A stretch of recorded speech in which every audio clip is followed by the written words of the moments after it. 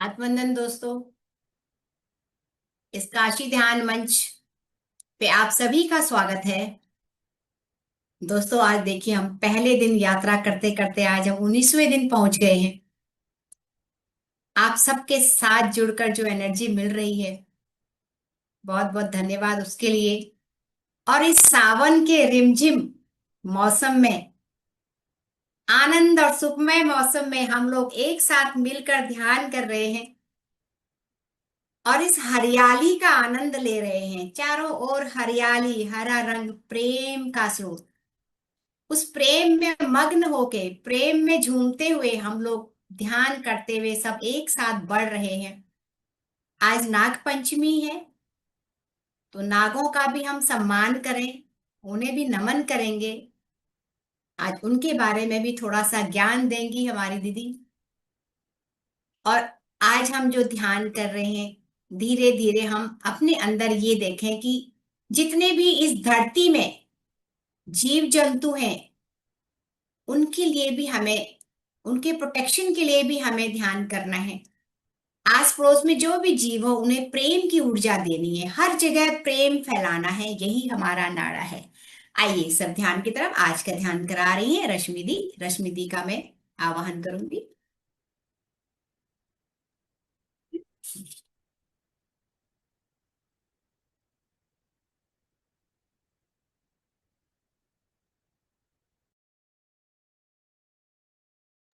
रश्मि दी, आपकी आवाज नहीं आ रही है, अनम्यूट करिए।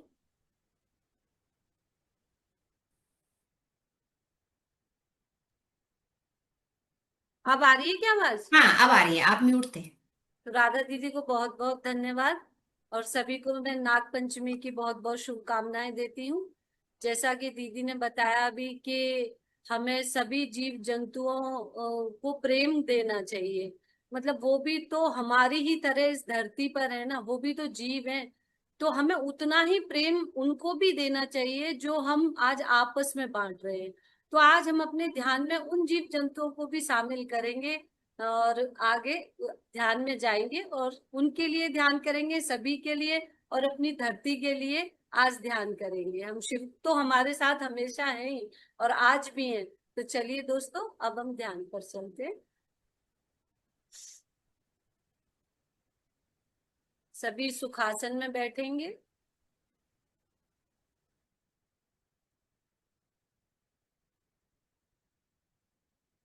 पैरों को क्रॉस कर लेंगे। हाथों की उंगलियों उंगलियों में डालकर अपनी आंखों को कोमलता से बंद कर। 3 गहरी लंबी सांस लेकर धीमे धीमे उसे छोड़ते हुए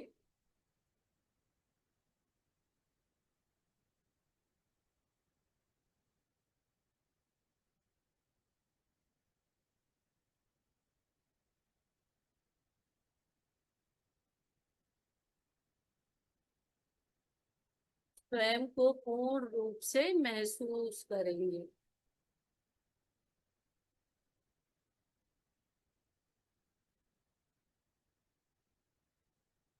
अपने पैर के तलवों को देखते हुए शांत होने को बोलेंगे।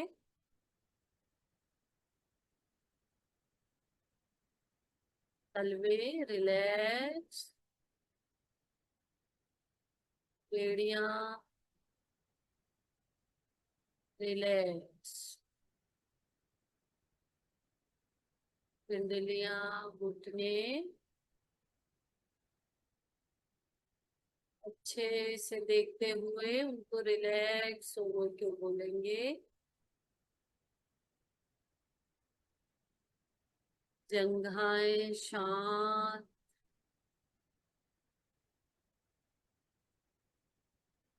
कमर आगे और पीछे, कमर का नीचे वाला हिस्सा, इसको अच्छे से देखते हुए शांत होने को बोलो। रीढ़ की हड्डी बिल्कुल आसन से लेते हुए देखेंगे। धीमे धीमे देखते हुए, ऊपर जाते हुए शांत होने को बोलेंगे। पूरी पीठ, कंधे शांत, दोनों हाथ, पौनी, कलाई, हथेलियां, उंगलियां और नाखून शांत। जैसे जैसे शांत होते जा रहे हैं, वो हिस्सा आपको शांत होता हुआ प्रतीत हो रहा होगा। पूरी पीठ, छाती शांत। ऐसे धीमे धीमे आप स्थिर होते जा रहे हैं दोस्तों। गर्दन आगे और पीछे पूरी गोलाई में अच्छे से देखते हुए बोलिए शांत। सिर का पीछे वाला हिस्सा, ऊपर वाला हिस्सा, दोनों कान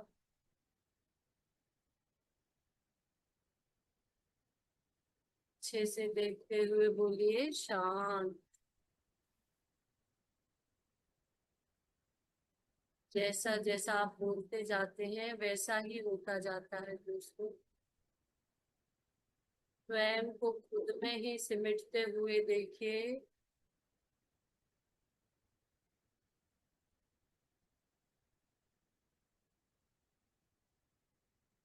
आपका माथा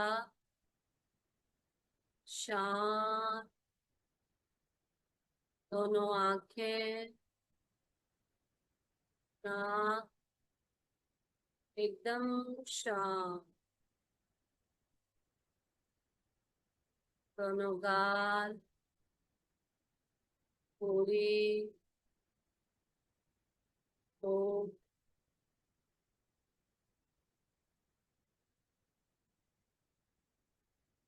अच्छे से देखते जाइए दोस्तों और शांत होने को बोलते जाइए।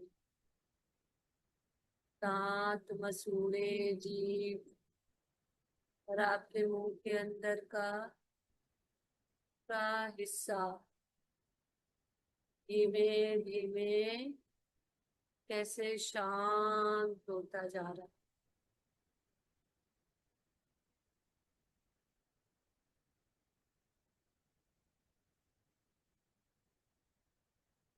ऐसे धीमे धीमे आप स्वयं को ही अपने नजदीक आते हुए देख पा रहे हैं।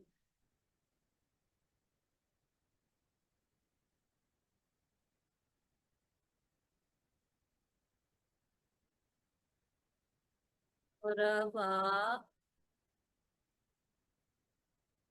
अपनी नासिका द्वार पर आ जाइए और जैसे आप अपने बॉडी पार्ट्स को धीमे धीमे देखते जा रहे थे, बिल्कुल उसी प्रकार अपनी सांसों को देखते जाइए।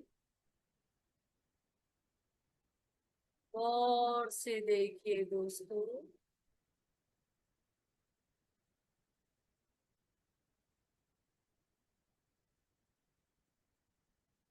जब गौर से देख रहे हैं, कितने अच्छे से आप अपनी सांसों को भी फील कर पा रहे हैं।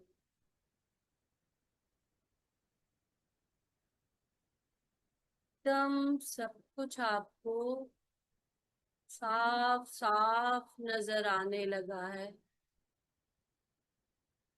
तो नजर आने के साथ साथ आप कितने अच्छे से अपनी सांसों को फील भी कर पा रहे हैं।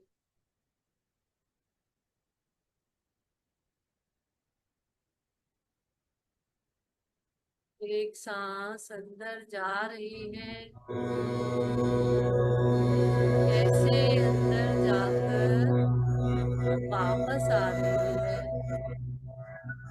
पूरी की पूरी प्रक्रिया कैसे आप देख पा रहे हैं, फील कर पा रहे हैं। आप अपनी सांसों को इतने अच्छे से देख पा रहे हैं, जैसे आप किसी लाइव मूवी को अपने सामने चलते हुए देखते हैं, प्रेजेंट में रहकर।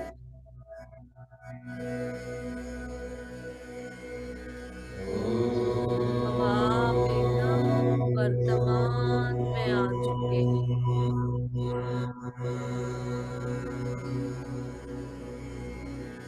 उसी पल में जहां आप बैठकर ध्यान कर रहे हैं। न कोई पास्ट, न कोई फ्यूचर, सिर्फ और सिर्फ वर्तमान।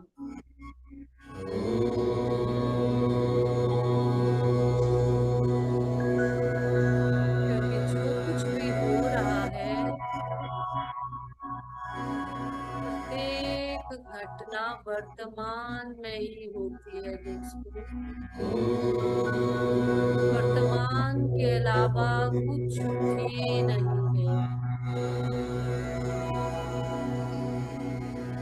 पास्ट और फ्यूचर तो सिर्फ और सिर्फ विचार है हमारे।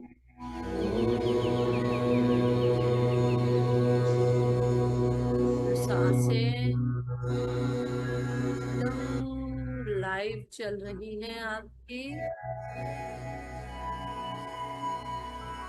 बहुत अच्छे से ऑब्जर्व करना है।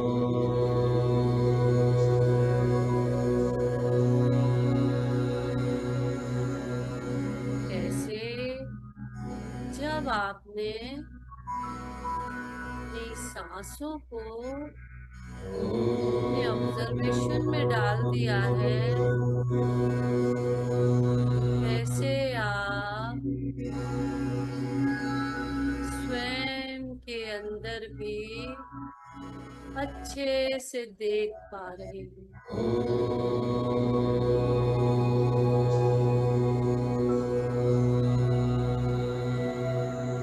और जो देख पा रहे हैं उसमें ही डूबते रहना।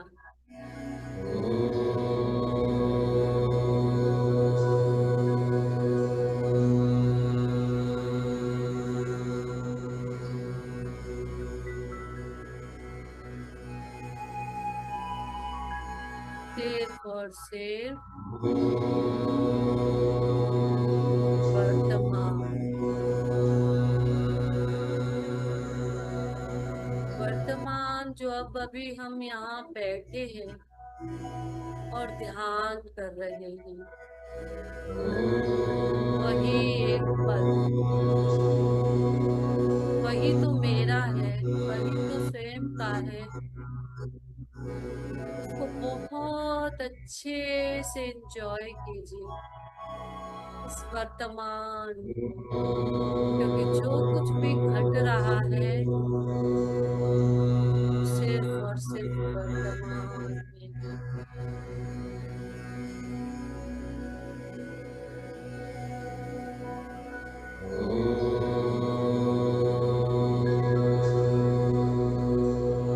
सांसों को देखते देखते, सांसों के द्वारा और गहराई में उतरते जाइए।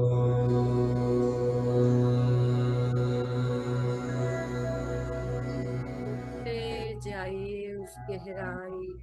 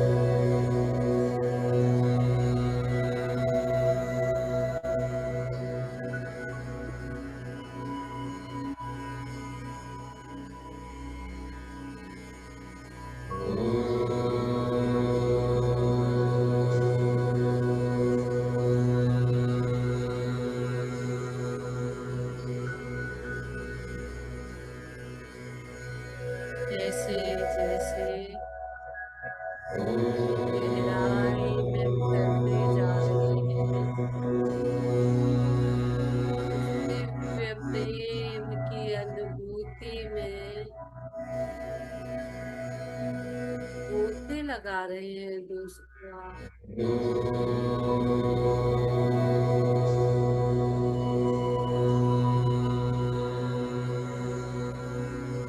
दिव्य प्रेम, शुद्ध चेतना का प्रेम,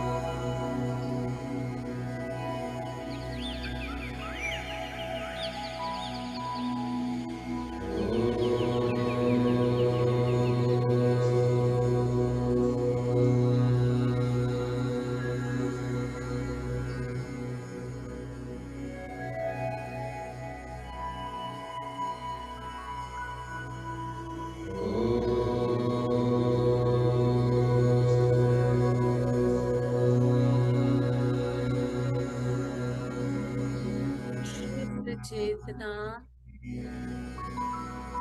कण कण में समाई हुई है। एक कण में चेतना के प्रेम को महसूस कर सकते हैं।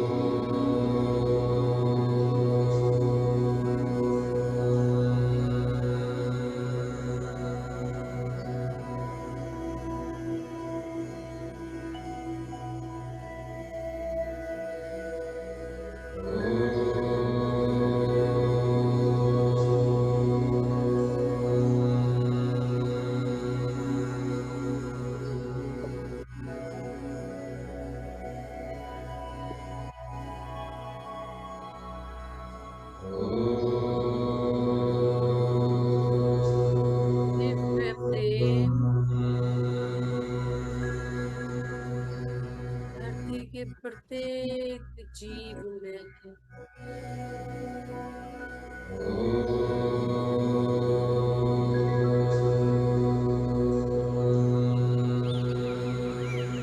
इनसे डरते हैं, ये जीव है, हमें नुकसान पहुंचाएंगे, डरते हैं। जब तक हम प्रेम के अंदर वो दिव्य प्रेम की अनुभूति नहीं कर लेते, दिव्य प्रेम दूसरे में भी कैसे दिखाई दे।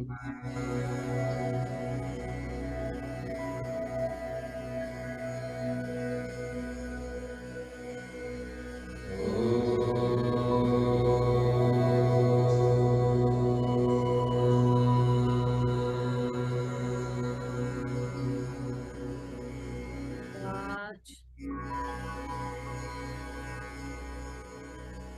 प्रेम की अनुभूति में डूबते हुए नाग पंचमी के अवसर पर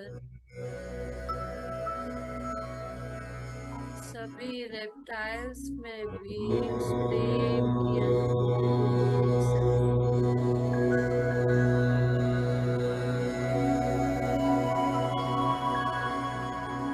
जब हम उन्हें प्रेम करुणा से देखते हैं, वे भी उसी प्रेम और करुणा से भरपूर हो जाते हैं।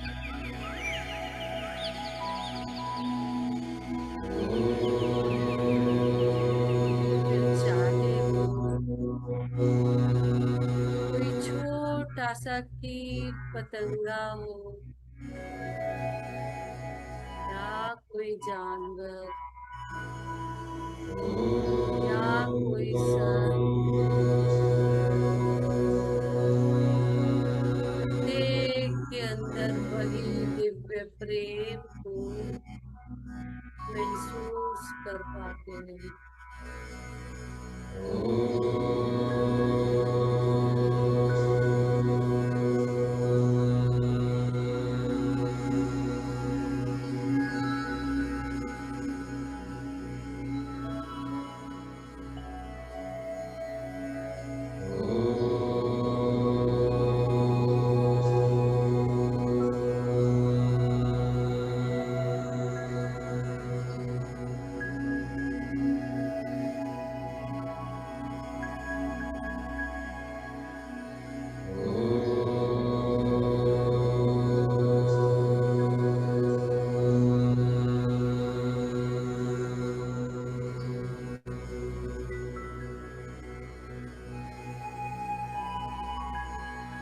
वर्तमान में रहकर ही अपनी सांसों को देखते रहें।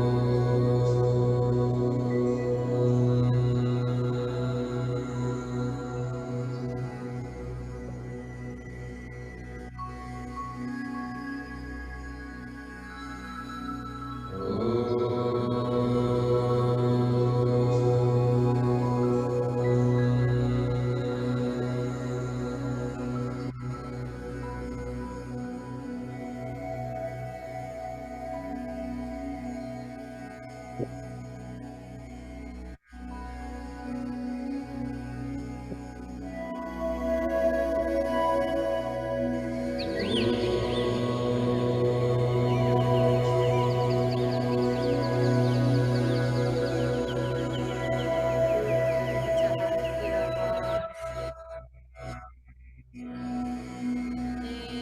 प्रेम को महसूस कराएं।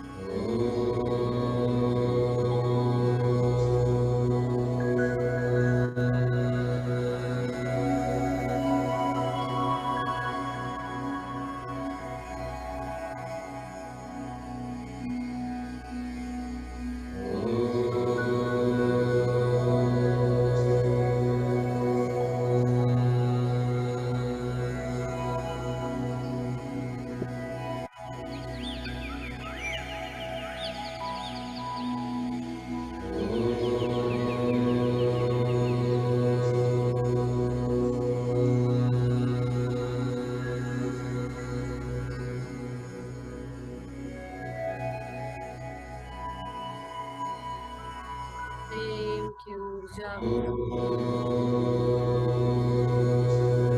चारों तरफ महसूस करो।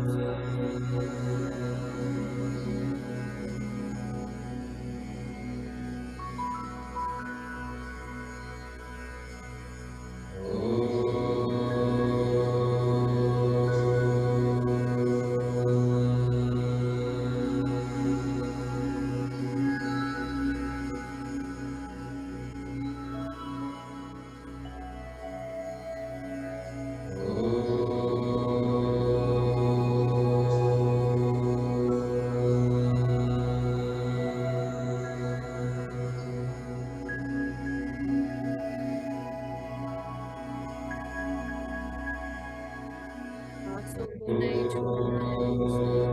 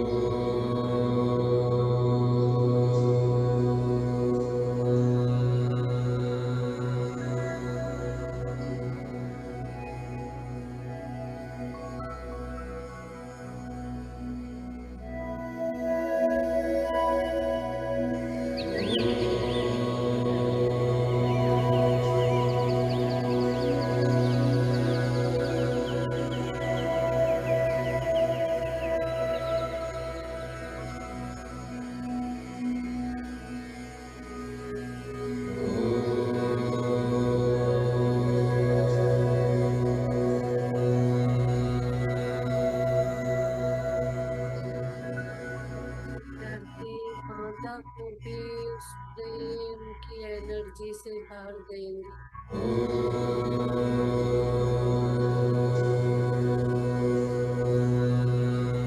सभी जीव जंतुओं को कितने प्रेम से अपने आंचल में संजो के रखती है हमारी धरती माँ। जो भी हम सभी की आवश्यकताएं हैं, कैसे उनकी पूर्ति करती है हमारी धरती माँ।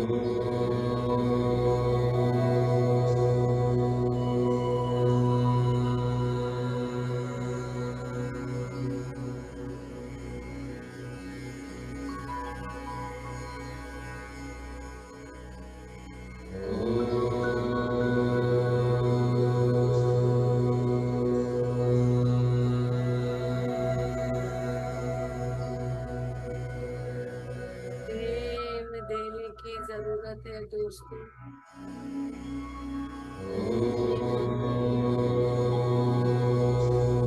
अपनी धरती माँ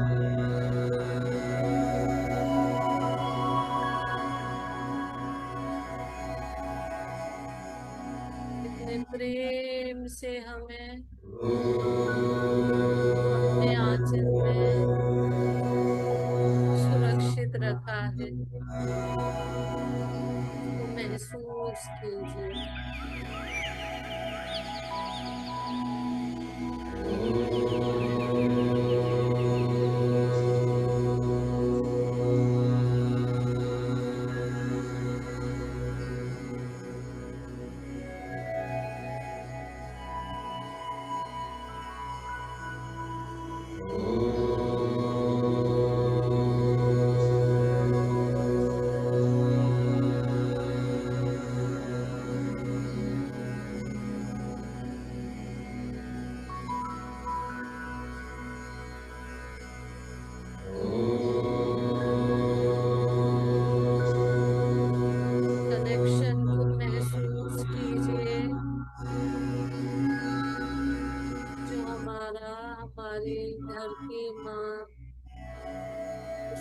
रहने वाले प्रत्येक जीव जंतु,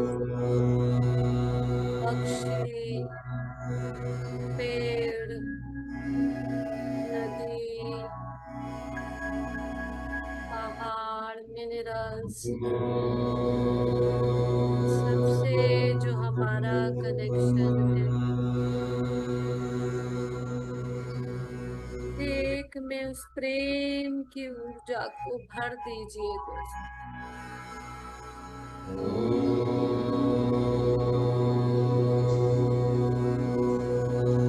एक ही तो हैं हम सब।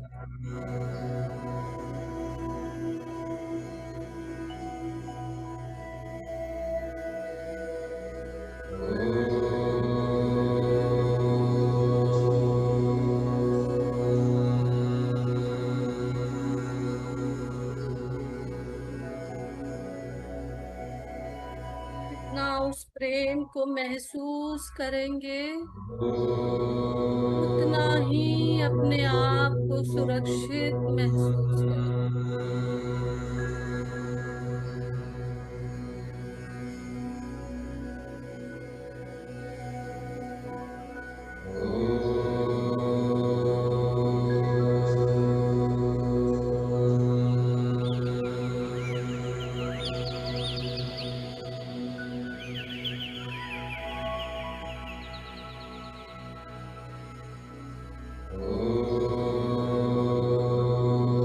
दिव्य प्रेम की ऊर्जा सभी तक पहुंचानी।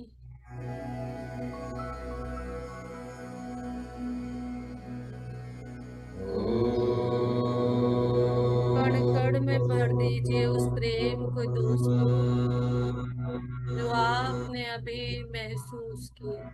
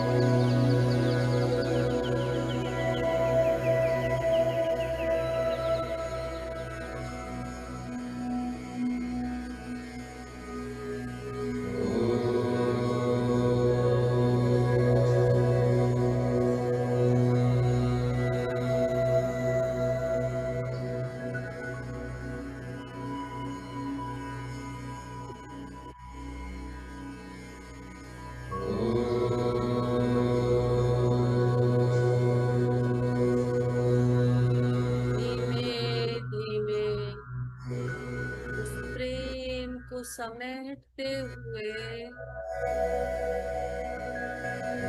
स्वयं को अपने अंदर महसूस कीजिए।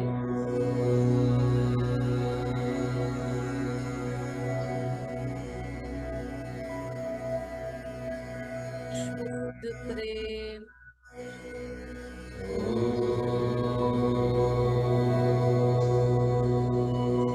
फिर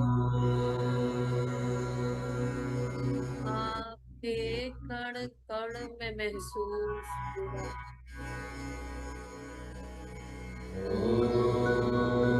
उस प्रेम को महसूस करके अपने इस भौतिक शरीर को महसूस कीजिए।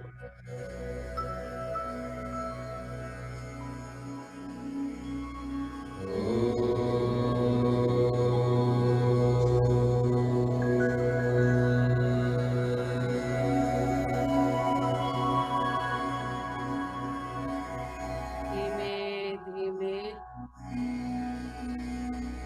स्वर को देखते हुए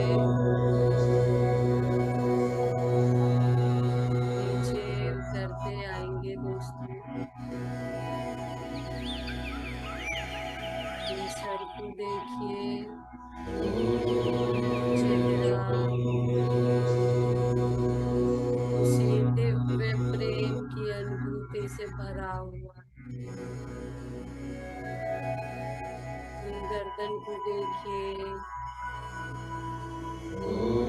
कंधों को, दोनों हाथ, हथेली,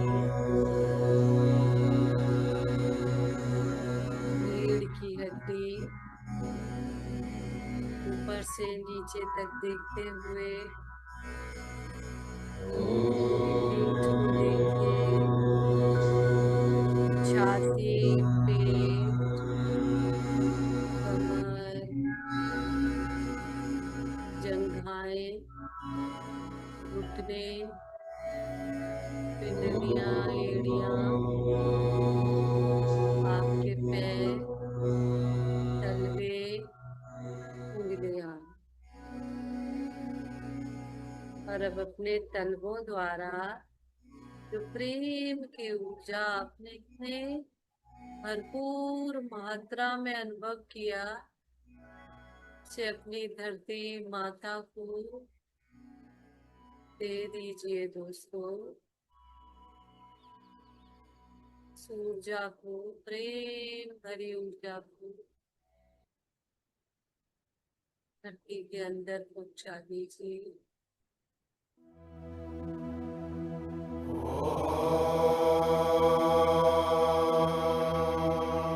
अपने पैरों की उंगलियों को हिलाइए हल्का सा।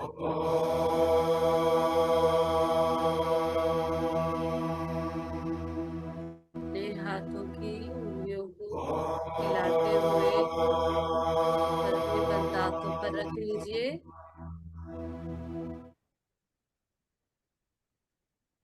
और पूरे उस प्रेम की ऊर्जा को अपने कण कण में महसूस कीजिए।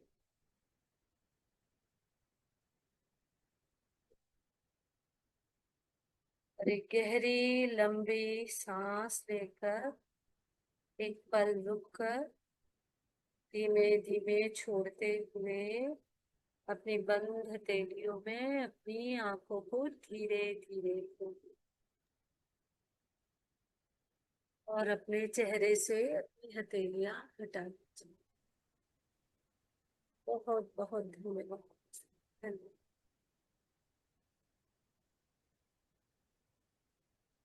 बहुत बहुत धन्यवाद रश्मि दी। इतना गहरा ध्यान, एनर्जी लेवल बहुत हाई।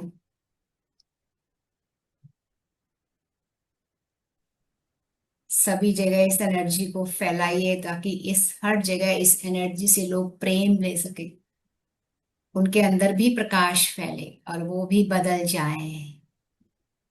चलिए दोस्तों, अब हम ज्ञान सत्र की ओर चलते हैं और आज पूनम अग्रेदी क्या पिटारा अपने ज्ञान के पिटारे में क्या लेके आई हैं, उसे ध्यान से सुनेंगे।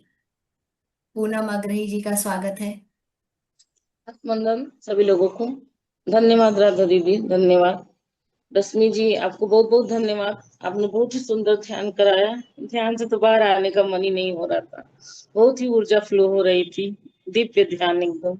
धन्यवाद आपको। चलिए आज हम लोग ज्ञान की ओर चलते हैं। आज नाग पंचमी है। आज हम इसके बारे में जानेंगे, नाग पंचमी क्यों मनाई जाती है। यह पर्व हम हिंदुओं का बहुत ही मुख्य पर्व माना जाता है। आज हम इसी के बारे में जानेंगे।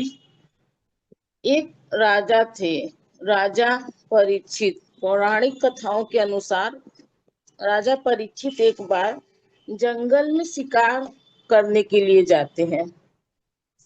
जब वो शिकार करने के लिए जाते हैं तो वह रास्ता शिकार करते करते बहुत घने जंगल में चले जाते हैं। और जब बहुत घने जंगल में चले जाते हैं तो रास्ता भटक जाते हैं। जब रास्ता भटक जाते फिर उन्हें बहुत अधिक प्यास लग जाती है। फिर वो पानी इधर उधर ढूंढने लगते हैं अपने आसपास चारों तरफ जंगल में कि हमें कहीं पानी मिल जाए तो हम पी लें। फिर वो बहुत ढूंढते हैं, फिर उन्हें पानी नहीं मिलता। फिर थोड़ा और आगे वो बढ़ते हैं और घने जंगल में चले जाते हैं। फिर उन्हें एक आश्रम दिखाई देता है। वह एक मुनि का आश्रम रहता है, श्रमिक मुनि। जब वह उस आश्रम में जाते हैं राजा परीक्षित, तो देखते हैं जो श्रमिक मुनि रहते हैं वह ध्यान मग्न रहते हैं, वो काफी गहरे ध्यान में मग्न रहते हैं, एकदम लीन हो जाते हैं ध्यान में वो। तो उनसे वो सोचते हैं कि हम इनसे पानी में मांगेंगे और पी लेंगे। फिर वो बोलते हैं कि मुझे बहुत तेज प्यास लगी है, लेकिन वो इतने अधिक गहरे ध्यान में रहते हैं, श्रमिक ऋषि उनके बातों को सुनते नहीं है। फिर जब वो राजा रहते हैं, उनको बहुत अधिक गुस्सा आ जाता है उस ऋषि मुनि के ऊपर। फिर वो उस आश्रम में चारों तरफ इधर उधर अपना नजर घुमाते हैं, देखते हैं कि एक किनारे पर एक सर्प रहता है, एक सांप रहता है जो कि मरा हुआ पड़ा रहता है। वो उस सर्प को उठाते हैं और उस श्रमिक ऋषि जो रहते हैं उनके गले में वो उनको पहनाकर वहां से राजा चले जाते हैं। उसके बाद श्रमिक ऋषि अपने ध्यान में मग्न बैठे रहते हैं। थोड़ी देर के बाद समय बीतता है। फिर उनका पुत्र रहता है, ऋषि का, श्रमिक ऋषि का एक पुत्र रहता है। वो कुछ देर में वहां आते हैं, उनका नाम रहता है श्रृंगी। श्रृंगी वहां आते हैं, वह देखते हैं कि हमारे पिता के गले में मृत सांप पड़ा हुआ है, मरा हुआ सांप है, इतना दुस्साहस किसने किया। वो बहुत क्रोध में भर जाते हैं और क्रोध में बिल्कुल उनकी आंखें एकदम लाल हो जाती, काफी क्रोधित हो जाते हैं श्रृंगी। उनके पुत्र रहते हैं श्रमिक ऋषि के। वो उन्हें श्राप देते हैं, बोलते हैं जो जिन्होंने भी यह दुस्साहस मेरे पिता के साथ किया है, मैं उसको श्राप देता हूँ, 7 दिन के भीतर उसकी मृत्यु हो जाएगी। तक्षक नाग उसको डस लेगा, तक्षक नाग के डस लेने से उसकी मृत्यु हो जाएगी, ऐसा श्राप वो देते हैं। और ऐसा करने के बाद फिर वो बैठ जाते वहीं। जब कुछ देर बाद जब श्रमिक ऋषि का ध्यान टूटता है, वो ध्यान से बाहर आते हैं, तो उन्हें उनको उनके पास बहुत दिव्य दृष्टि होती है। वो अपने दिव्य दृष्टि से देख लेते हैं कि हम जब हम ध्यान में थे तो हमारे साथ क्या क्या हुआ। तो फिर वह अपने पुत्र से कहते हैं कि तुमने ये क्या कर दिया, तुमने एक राजा को श्राप दे दिया, तुम्हें ऐसा नहीं करना चाहिए था, यह गलत है, यह गलत बात है। एक राजा एक राजा जो होता है, जो हम सब में हमारा राजा जो राज्य करता है वो हम सभी की रक्षा करता है। वह एक राजा जो होता है वो रक्षक होता है, सभी चीजों का वो रक्षा करता है।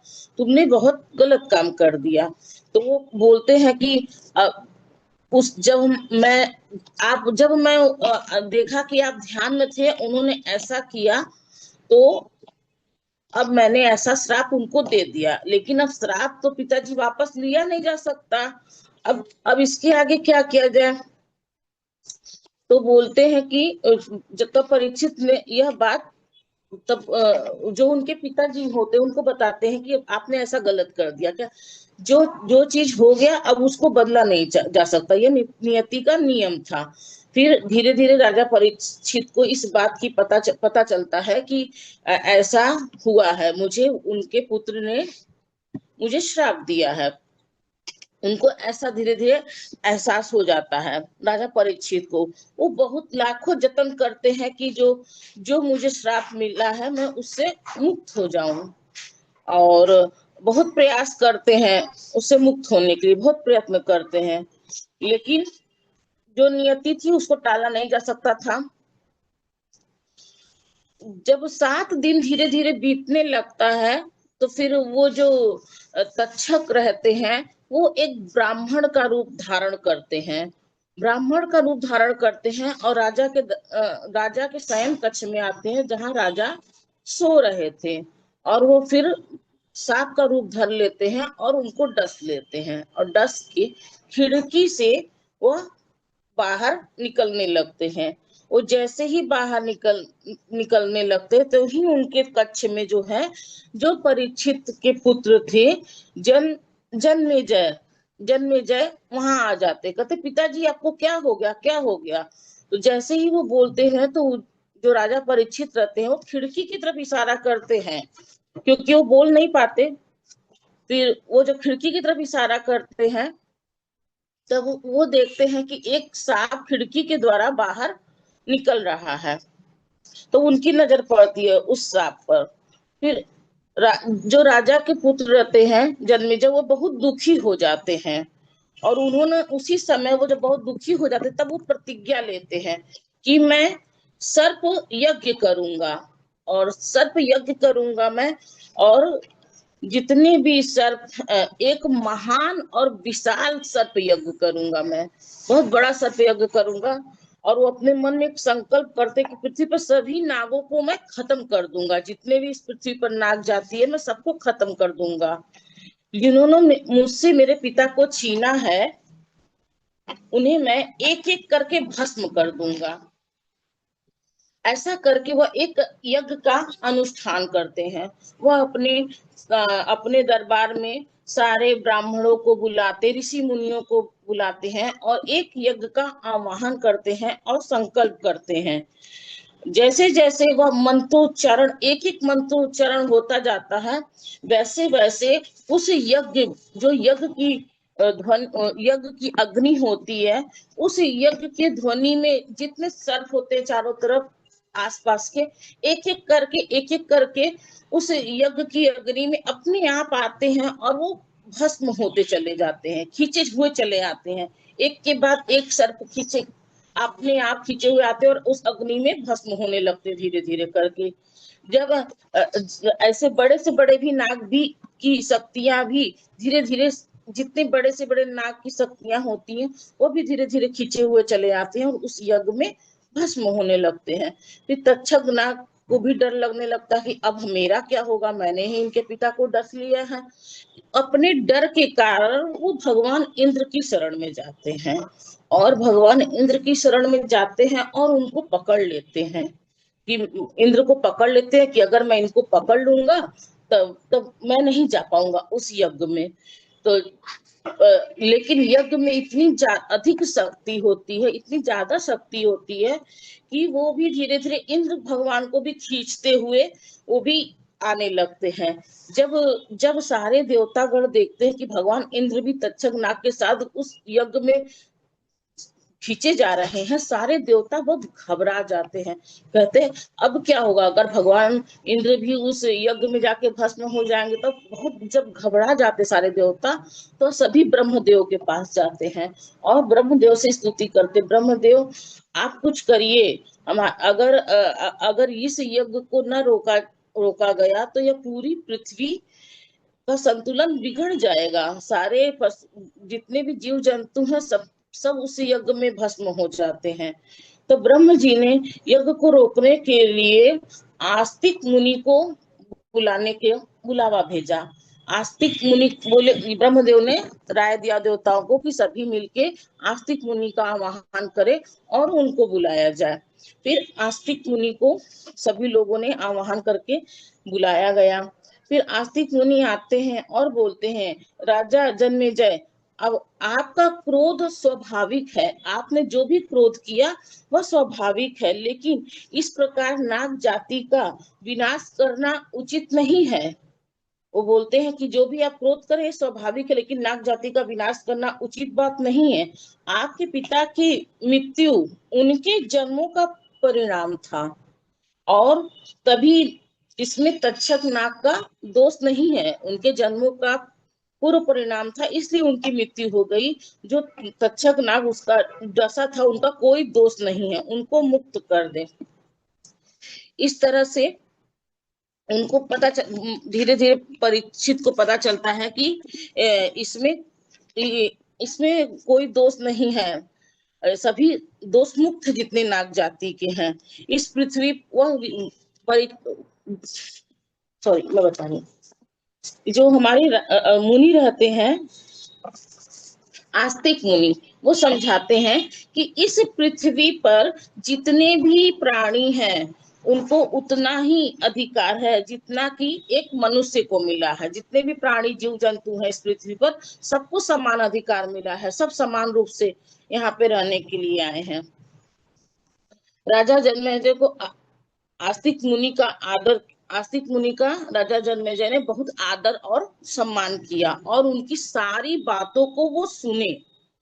उस विनाशकारी यज्ञ को वो तत्काल रोक दिए। जब ऋषि मुनि ने आस्तिक मुनि ने उन्हें समझाया तो परीक्षित जो जो विनाशकारी यज्ञ कर रहे थे उसको तत्काल उसी क्षण रोक दिए। आस्तिक मुनि ने राजा को बताया कि आप नागों की पूजा करें। उसी समय आस्तिक मुनि ने उनको समझाया कि आप जितने भी नाग देवता सबकी पूजा पाठ करें, उनको दूध चढ़ाए, लावा चढ़ाए, माला मीठा ये सबसे उनको पूजा करे। तो उसी समय वो परीक्षित जो रहते खूब बड़े से अच्छे से पूजा पाठ करते हैं सभी नागों का। फिर सभी जो नाग होते हैं, सर्प होते हैं, सब उनको खूब सारा वरदान देते हैं, खूब सारा वरदान देते हैं और चले जाते हैं। महाभारत महाकाव्य ऋषि ऋषि आस्तिक ने राजा जन्मेजय को सर्व जाति का नाश करने वाले अदत्ता यज्ञ को से रोक दिया। जिस दिन यह यज्ञ रोका गया उस दिन श्रावण मास यानी सावन का महीना था और सावन का महीना था और शुक्ल पक्ष की पंचमी का दिन था। शुक्ल पक्ष की पंचमी का दिन था। इसी दिन यज्ञ को रोक दिया गया। तब से हमारे यहाँ नाग पंचमी मनाया जाने लगा। ऋषि वैश्य पायन ने भी पहली बार महाभारत का वर्णन भी इसी दिन उन्होंने वर्णन किया था, महाभारत के बारे में बताया था। उस दिन से तब से हम सभी नाग पंचमी को इस पर्व को इस दिन के रूप में हम सभी मनाने लगे। इस दिन पूरे भक्ति भाव से इस त्योहार को मनाया जाने लगा। नागों की पूजा करके हम प्रकृति नहीं बल्कि प्रकृति तथा प्रकृति दत्त जीव जंतुओं के प्रति भी सम्मान प्रकट करते हैं और शांति, समृद्धि और सुरक्षा की कामना करते हैं। यह पर्व हमें सिखाता है कि केवल मनुष्य ही नहीं बल्कि जीव जंतुओं का भी इस धरती पे सम्मान रूप से भागीदार है और उनके साथ हमें अस्तित्व की भावना आवश्यक है। जैसे हम मनुष्य इस पृथ्वी पे रह रहे हैं, उसी प्रकार जितने भी जीव जंतु हैं सभी को समान रूप से अधिकार है इस पृथ्वी पर रहने का, विचरने का, खाने पीने का और खुशी से अपना जीवन यापन करने का। तो इसी के साथ आप सभी लोगों को बहुत बहुत धन्यवाद। इस तरह से नाग पंचमी का पर्व हम हिंदू बहुत प्रेम भाव से इस पर्व को मनाते हैं और बहुत खुशी हर्षोल्लास के साथ यह पर्व मनाया जाता है। और सभी नाग देवताओं का हम पूजा पाठ करते हैं, दूध लावा चढ़ाते हैं, कहीं कहीं पान का पत्ता चढ़ाया जाता है और हमारे हिंदुओं में मुख्य पर्व के नाम से इस त्योहार को मनाते हैं। धन्यवाद धन्यवाद सभी लोगों को। बहुत बहुत धन्यवाद पूनम अग्रवाल जी, इतना नया ज्ञान देने के लिए और नागों की कैसे वैल्यू की जाती है इसको बताने के लिए। इसमें एक पॉइंट थोड़ा सा मैं ऐड कर दूंगी कि जब मुनि आस्तिक ने उनको माफ कर दिया था तो उन्होंने ये भी कहा था कि तुमने धरती के जितने भी नाग इस हवन में डाले हैं वो सब वापस जिंदा हो जाए। तो उसमें वो सारे वापस जिंदा हो गए थे और तब से ये नाग पंचमी को उनको एक रिस्पेक्ट से, एक रिगार्ड दिया जाता है और मनाया जाता है। शिव ने भी इसी पर्पज से नागों को प्रोटेक्शन दिया था क्योंकि वो बहुत डरते थे। किससे? जो क्या कहते हैं उनका एनिमी है, ईगल है ना, गरुड़। तो वो जाते थे उनके पास कि भी हमारे को प्रोटेक्ट करिए, ये तो नारायण का जो सवारी वो हमें कर देगा। तो फिर वो कहते हैं ठीक है, मैं तुम्हें अपने गले में धारण कर लेता हूँ और आज के बाद लेकिन तुम धरती के ऊपर मत आना, मनुष्यों के आजू बाजू नहीं दिखना चाहिए, तुम धरती के नीचे ही रहो, मैं तुम्हारी प्रोटेक्शन करूंगा। तब से ये काफी उनका रिस्पेक्ट किया जाता है क्योंकि शिव के गले में भी नाग ही होता है। बहुत बहुत धन्यवाद। और कोई इसके बारे में रोशनी डालना चाहे, अपने व्यूज देना चाहे तो कृपया आगे आइए, अनम्यूट करिए, वीडियो खोलिए और बताएं।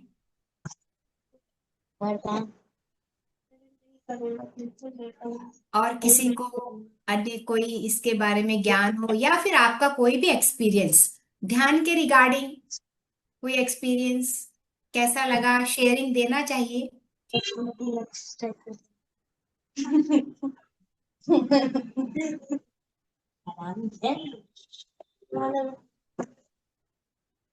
अनम्यूट करें मेरी प्यारी प्यारी सिस्टर्स। यस, बोलिए देवकन्या जी। हाँ मैम, बहुत अच्छा लगा ध्यान आपका, बढ़िया। मैं कुछ कहना चाहती हूँ। हाँ जी।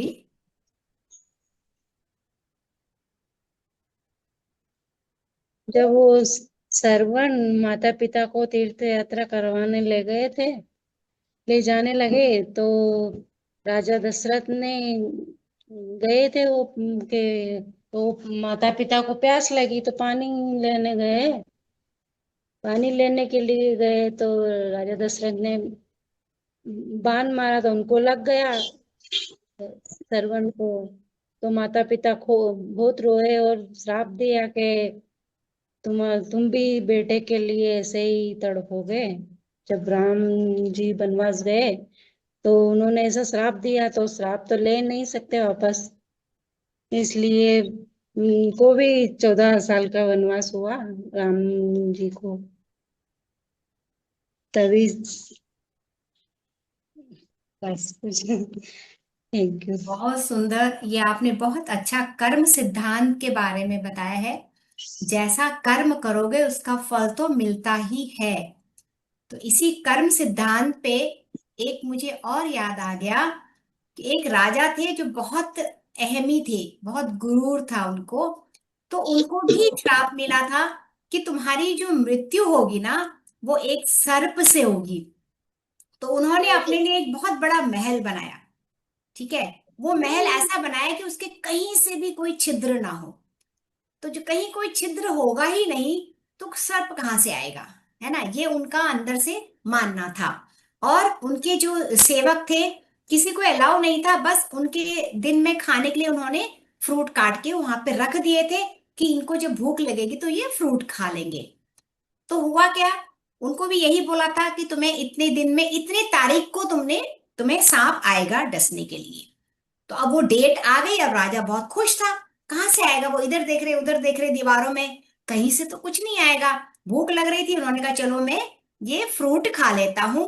जैसे ही फ्रूट उन्होंने उठाया, उस फ्रूट में एक छोटा सा उनको कीड़ा नजर आया। कीड़े होते ना ऐसे लप लप करने वाले, वो उनको नजर आया। और जब वो नजर आया तो मैंने कहा ये तो छोटा सा कीड़ा है। लेकिन वो कीड़ा धीरे धीरे धीरे धीरे बड़ा होके उसने सर्प का रूप लेके उनको डस लिया। तो ये होता है कर्म सिद्धांत।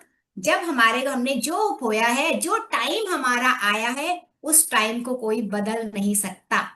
तो हम जितना मर्जी अपने आप को प्रोटेक्ट करने की कोशिश करें। तो ये होता है कार्मिक बॉन्ड। जैसे करोगे कर्म वैसा मिलेगा। ठीक है। तो बाकी कोई और हो, खोलिए प्लीज, आगे आइए। हाँ जी, रश्मि जी बोलिए। बहुत बहुत धन्यवाद पूनम अग्रवाल मैम ने, इतनी सुंदर मतलब कितने ज्ञानवर्धक कहानी बताई। और उसको देवकन्या जी ने उसके आगे और भी बढ़ के कर्म सिद्धांत के रूप में उसे बताया। और राधा मैम ने और भी क्लियर करके एकदम बहुत अच्छे से समझाया कि जैसे हम कर्म करते हैं वो हमें आगे आके भोगना ही भोगना होता है। तो यही है कि अपने कर्मों पर सबसे ज्यादा ध्यान हमें देना चाहिए। और कर्म कैसे बनते हैं, हमारे जो हमारे विचार होते हैं, जो हमारी वाणी होती है, और जो हम अपने इस शरीर से जो भी कर्म करते हैं, क्रिया जो करते हैं, उसी से हमारे कर्म बनते हैं। तो जरूर से जरूर अपने कर्मों को बहुत सजगता से करना चाहिए, जिससे कोई ऐसा कर्म ना बने कि किसी को भी नुकसान हम पहुंचाए। मतलब हम अपने अलावा किसी अगर दूसरी आत्मा को जरा सा भी दुख देते हैं, उसकी भावनाओं को दुखित करते हैं, तो उसका भी हमारा हमसे कर्म बन जाता है। तो बहुत संभल संभल के हमें कोई भी अपने कर मतलब हम अपने जो मन में विचार कर रहे हैं ना, वो भी हमें सोच के विचारना है कि हम विचार भी किसी के लिए क्या रहे हैं। क्योंकि कर्म तीनों चीजों से बनता है। विचारों से भी कर्म बनता है। तो बहुत बहुत धन्यवाद, तीनों ने ही बहुत अच्छे से समझाया। बहुत बहुत धन्यवाद। Thank you. बहुत बहुत धन्यवाद रश्मि दी, आपके पास इतना ज्ञान है, हर चीज में आप हर चीज में शेयरिंग देके इतना अच्छा और क्लियर कर देती हैं, आसान कर देती हैं। बहुत बहुत धन्यवाद। और कोई अगर शेयरिंग करना चाहे अपनी वीडियो खोले, क्योंकि जितना हम शेयरिंग करेंगे वो भी हमें फल मिलता है, कि दूसरों को एक एनकरेजमेंट मिलती है। अब जैसे देखिए ना, देव कन्या जी कितना खुलने लगे हैं धीरे धीरे। तो ऐसे ही हमारे अंदर के जो अंदर का जो तत्व है, जो हमारे पोर्टल बंद हुए पड़े हैं, वो खुल जाते हैं और हमें हेसिटेशन नहीं होता, आगे बढ़ने के दरवाजे खुलने लगते हैं। खोलिए अपने अपने दरवाजे और बोलिए। मैं देव कन्या जी के विषय में एक बात बताना चाहती हूँ कि ये मेरी फ्रेंड है, और अच्छा। सच में ये बहुत कम बोलती है, बहुत कम। सिर्फ और सिर्फ जो अपना जो स्वयं का काम उनको करना है, उसमें इतनी परफेक्ट है वो, बहुत ज्यादा। लेकिन जो हम कहते हैं ना मौन का महत्व, वो मौन का महत्व भी जानती है, और कहाँ मुझे बोलना है वो भी उनको कितने अच्छे से पता है। तो बहुत बहुत धन्यवाद देव कन्या जी थैंक आपका। यू। बिल्कुल, ध्यान से हमारे अंदर जो भी स्किल छुपे हुए होते हैं वो उजागर होते हैं, इसलिए हमेशा उस ऊर्जा को बनाए रखना है। तो आपके अंदर के स्किल और आप जो इच्छाएं हैं, जो भावनाएं हैं जागृत हो रही है, उसे आप बाहर निकालिए, दबाइएगा नहीं। हाँ जी, बोलिए। किसी को कुछ बोलना हो अनम्यूट करें। चलिए फिर मैं हम तो थोड़ा बहुत सा बहुत थैंक यू आज। हाँ जी, कोई है क्या? हाँ हाँ और ये कर रहे पूनम, रश्मि जी को बहुत बहुत पूनम जी, धन्यवाद। हाँ जी, हाँ जी, इतना अच्छा धन्यवाद, आइए। प्राकृतिक ध्यान कराया। इतना सुंदर पूरा हाथ चकरा लग रहा था, इतना वाइब्रेट कर रहा था कि बस निकलने का तो मन होता ही नहीं कभी ध्यान में पूरे इस टाइम में। बहुत बहुत धन्यवाद। और मैं पूनम जी का बहुत उतना सुन नहीं पाई, मेरे यहाँ कोई आ गया था अभी जस्ट गए हुए। जो ज्ञान दिया होगा उन्होंने अच्छा ही दिया होगा। बहुत सुंदर दूर ज्ञान दूर से दिया है देव कन्या उन्होंने। जी, दूर दूर से देव कन्या जी को बोलते हुए सुनती हूँ, वो क्या बोल रही है पता नहीं, लेकिन उनकी हिम्मत को मैं बहुत दाद देती हूँ। वो आती हैं स्क्रीन पे, जो चाहे उनके बोलने की कोशिश करती हैं। बहुत बहुत धन्यवाद, बहुत बहुत धन्यवाद। इस तरह रोज आया कीजिए, कुछ बोल के जाया कीजिए। बिल्कुल क्लैपिंग होना चाहिए देव कन्या जी के लिए, कि आगे कम से कम आ रही हैं, बोल रही हैं। तो आज बहुत बहुत धन्यवाद पांडे दी। आज जैसे आपने ध्यान करवाया धरती के ऊपर, क्योंकि धरती कितना है, तो हम लोग अभी जो ये कर रहे हैं, जो हम लोग ध्यान से जुड़े हुए हैं, जो हम ऊर्जा क्रिएट कर रहे हैं, ये धरती माँ को एक ढांढस बंधाने के लिए, क्योंकि वो इतने सालों से इतना दुख झेलती हुई आ रही है, इतनी पीड़ा को सहन कर रही है, इतने घाव अपने ऊपर ले रखे हैं। तो अभी वो धीरे धीरे थोड़ा सा हिम्मत हार गई थी। तो अभी हम लोग, जितने लोग यहाँ पे देखिए ध्यानी है, हम सब इसीलिए यहाँ पे जन्मे हैं। इस युग में हम लोग आए हैं और हम ध्यान से जुड़ रहे हैं। ध्यान से जुड़ने का कोई तो मकसद है हमारा, तो यही है कि हमें धरती को एनर्जी देनी है, उनके साथ रहना है, धरती में हर जीव को प्यार करना है। क्योंकि हर धरती में जितने भी जीव है, कीट हो चाहे वो पशु पक्षी हो, जीव जंतु हो, वो उस माँ के गर्भ में है। तो जब गर्भ में कोई चोट करे तो कितना दर्द होता है, ये हर नारी समझ सकती है। तो हमें भी उस पीड़ा को समझना है और उस ऊर्जा को और बढ़ाना है। हर पशु पक्षी से प्यार करना है, हर प्लांट्स को प्यार करना है, चारों तरफ पेड़ पौधे लगाने हैं। तो इसी के संबंध में एक थोड़ा सा आज जो हमने सुबह ध्यान किया था, उससे कुछ शब्द मिले थे, तो मैं चाहूंगी आपके सामने बोलना, और आप ध्यान पूर्वक थोड़ा सा उसकी वर्डिंग को ध्यान से सुनिएगा। थोड़ा लिरिक फॉर्म में बोलना चाहूंगी। मेरी प्यारी धरती माँ, ये हेडिंग मिला है। हम प्रेम है, हम प्रकाश है, दोनों तत्वों के साथ है माता। मेरी मैया, तेरी गोद में है शरण रक्षा करने का प्रण किया, आए हैं तेरी रक्षा को लेकर, प्रेम और करुणा को, दया को और प्रकाश को। तेरे आंसू नहीं बहेंगे अब, दुख तेरे और दुख सारे तेरे हरेंगे अब, हम सब है तेरे साथ माँ, चिंता को तू अब त्याग माँ, दुष्कर्म अब हम भगाएंगे, वहां प्रेम करुणा जगाएंगे।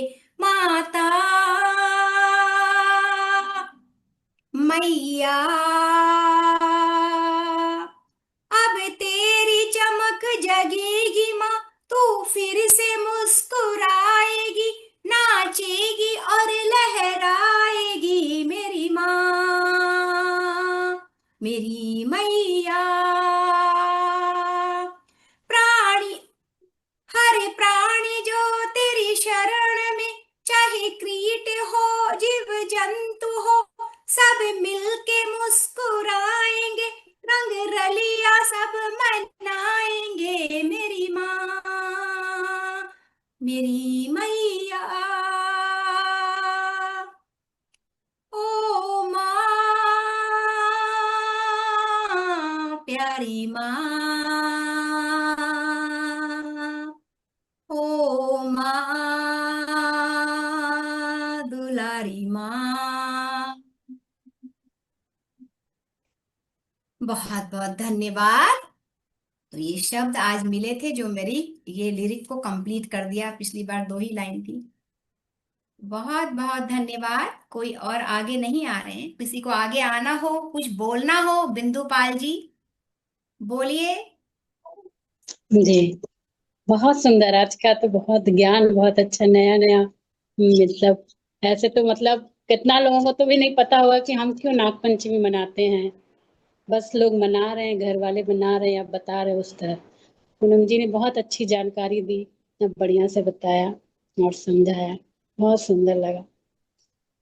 बिल्कुल ऐसे ही यहाँ पे ये मंच में हर चीज के पीछे हम क्यों त्योहार मनाते हैं, क्यों ये हम व्रत रखते हैं, हर चीज का धीरे धीरे ज्ञान मिलेगा। तो हमें ऐसे ही जुड़ना है और अपना अनम्यूट करके हमें शेयरिंग करना है, ताकि दूसरों को भी ज्ञान मिले ना। और हम जो जी शेयरिंग करते हैं उससे हमारे अंदर के पोर्टल खुले, हम भी अंदर जो हमारे अंदर इतना ज्ञान भरा है उसको भी हम बाहर विस्तृत करें, हम हेसिटेट जी ना करें, है ना।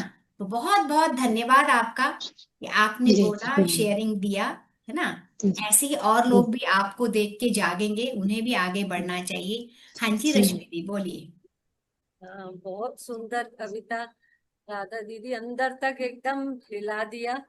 तो बहुत धन्यवाद। आपने उस प्रेम जो हम धरती माँ से महसूस करते हैं ना, उसको आपने शब्दों में पिरो दिया, एक कविता की तरह हमें सुनाया। तो बहुत बहुत धन्यवाद आप, बहुत धन्यवाद। धन्यवाद धन्यवाद।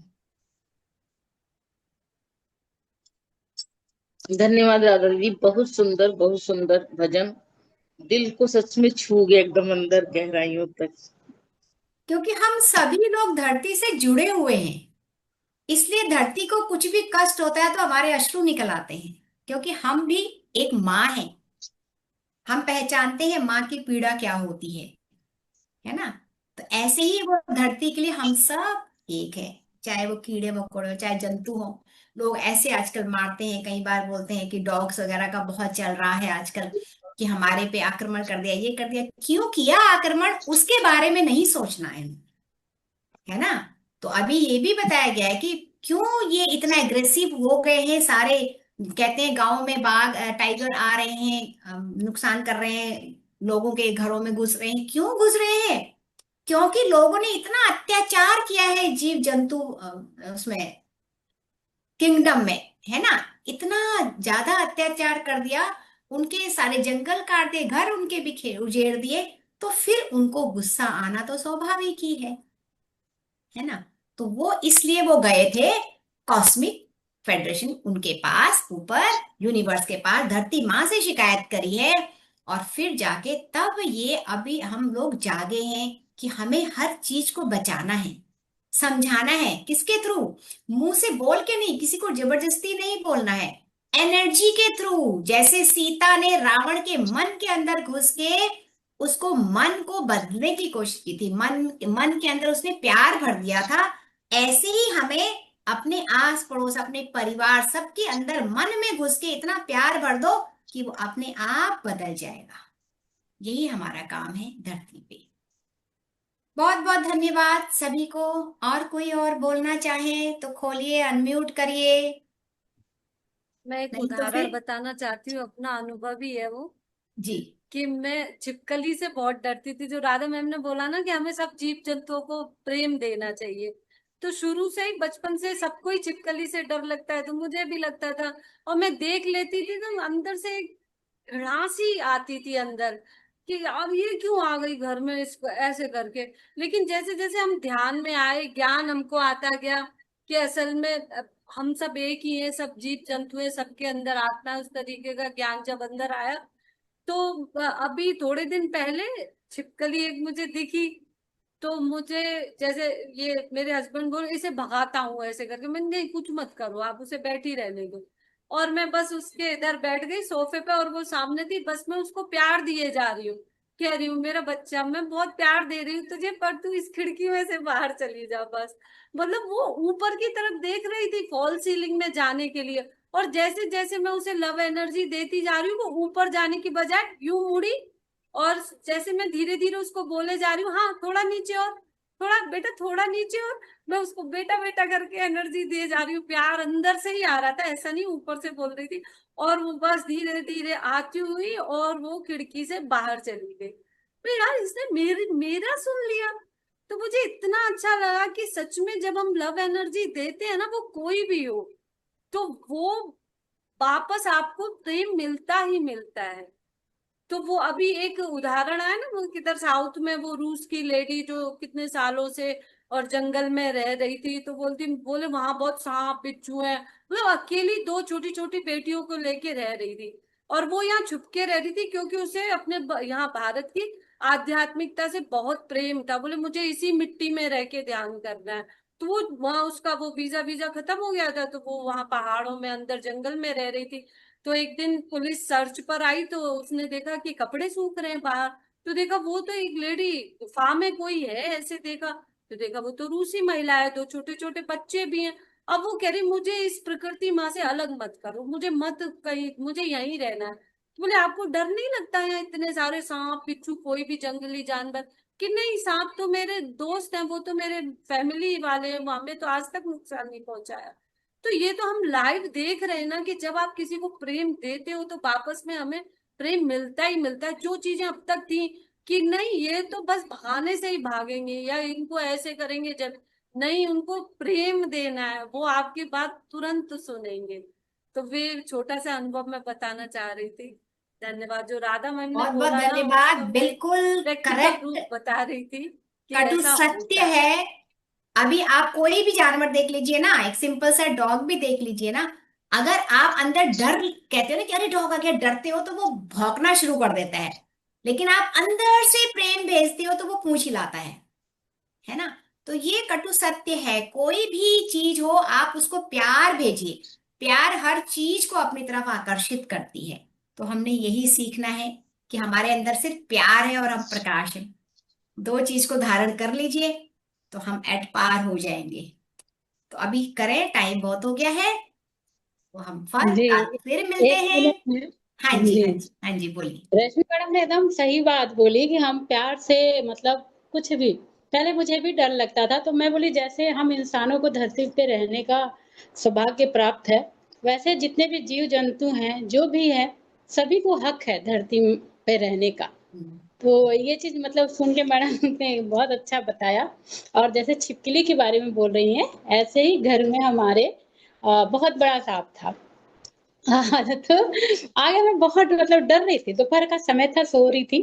तो जैसे सिप करते हैं ना, नारियल पानी वगैरह पीते हैं हम, तो उस टाइप का। तो बेटा स्कूल से आया था, वो अपना कहीं मतलब दूसरी जगह था, और मैं मतलब ऐसे लेटने मतलब लेटी हुई थी, तो मतलब आवाज निकल रही है। तो नारियल पानी थोड़ा गर्मी का था, तो घर में पड़ा ही रहता है।